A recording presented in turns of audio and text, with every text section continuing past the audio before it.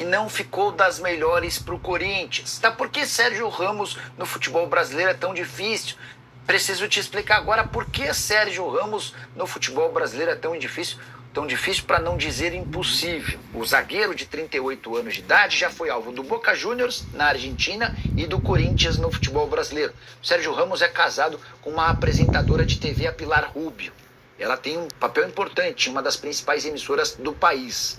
E esse emprego não permite que ela faça viagens muito longas ou se ausente da Espanha. Então uma coisa é para o Sérgio Ramos atuar, por exemplo, no PSG. Viagem de 40 minutos de voo. Ele consegue visitá-la ou ela consegue visitá-la. Agora, em relação ao Brasil ou América do Sul, isso se torna praticamente irreal, impossível.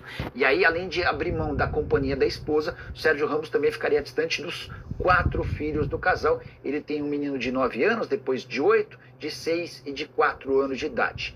E é para se manter perto da esposa e dos filhos que o Sérgio Ramos tem recusado as propostas do futebol sul-americano. Pogba e Corinthians, novidades. Eu fui o primeiro a contar, não lembro que dia, mas que o Corinthians havia conseguido um segundo parceiro para bancar os salários do Pogba. Então vamos voltar um pouquinho no tempo para recapitular essa história. O Pogba pediu algo na casa dos 4 milhões. O Pogba começou a se oferecer para o Corinthians. Primeiro com a participação no programa do Danilo Gentili, depois com stories, treinando com uma camisa do Brasil, dos atletas olímpicos e falando e colocando legenda como carregando, enfim, se insinuando para o Corinthians. O torcedor corintiano ficou maluco, começou a fazer pressão no presidente Augusto Melo. A pressão funcionou e o Augusto pediu para que o Fabinho Soldado entrasse em contato com o staff do Pogba. A resposta que veio foi de que o Pogba topa conversar, mas quer 4 milhões de reais. O Augusto, obviamente, não tem essa grana e sugeriu que os homens do departamento de marketing começassem a trabalhar em busca de parceiros. A Esportes da Sorte, que é a atual patrocinadora, se comprometeu a pagar metade, faltava a outra metade e o Corinthians começou a receber várias ofertas de empresas. Todas foram submetidas ao crivo do departamento jurídico. A ideia era entender se essas empresas têm capacidade financeira, se elas têm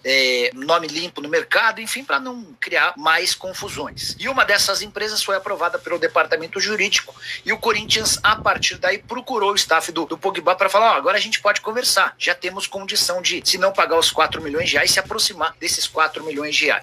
A proposta ao Pogba já foi feita. Confesso que não obtive ainda uma resposta, um feedback de como é que o Pogba respondeu a essa oferta. Mas vocês devem ter visto que o Corinthians fez uma postagem de Feliz Natal nesse dia 24 e na árvore um mascote das Olimpíadas de Paris. Posso assegurar para vocês que não foi por acaso, tá? Essa é mais uma cordinha que o Corinthians está dando nessa história de Pogba. O Pogba tá livre, ele rescindiu o contrato semanas atrás com a Juventus, mas o Pogba só pode voltar a jogar a partir de março. Estava cumprindo uma suspensão por doping, essa suspensão chegou a ser aplicada em 4 anos, ele recorreu e conseguiu uma redução da pena, mas antes de março o Pogba não pode jogar e, se eu não me engano, não pode nem treinar. Vamos lembrar que quando o Gabigol foi suspenso, também por uma questão de doping, nem as instalações do Flamengo ele podia usar. Então, ainda que consiga se acertar com o Pogba, o Corinthians não vai poder trazê-lo para treinar na academia do Corinthians, não vai poder levá-lo para a Neoquímica Arena e nenhuma atividade vai poder ser feita vinculada ao Corinthians. O Corinthians pode mandar